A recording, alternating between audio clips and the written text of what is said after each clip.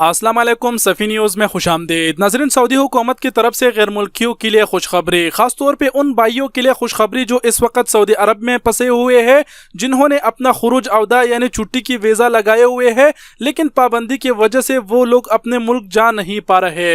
इसी चीज़ को मद्देनज़र रख के शाह सलमान ने ऐलान किया है। जो शाह सलमान ने मुकम्मल ऐलान किया है वो पहले मुकम्मल आपको सुना देते हैं, फिर से अगर आपको समझ नहीं आया तो आखिर में हम शॉर्टकट में बताने की कोशिश करेंगे। देखते रहिए वीडियो को लाजिम लास्ट तक।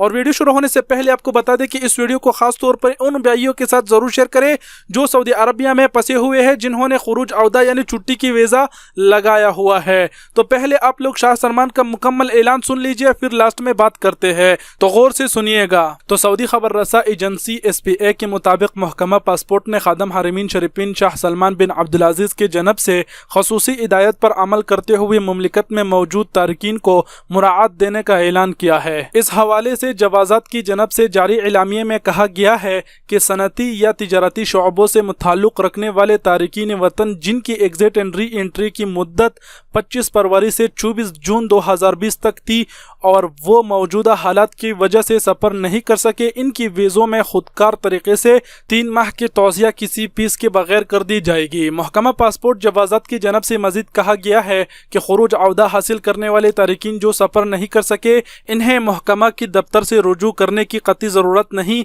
इनकी वीज़ों की एक्सटेंशन मियाद ख़त्म होने की तारीख से 3 माह के लिए बढ़ा दी जाएगी। बयान में मजीद कहा गया है कि तारकीन वतन जवाजात की सिस्टम अबशर पर लॉग इन करके अपने एग्जिट एंड री एंट्री वीज़ों के बारे में मालूमात हासिल कर सकते हैं।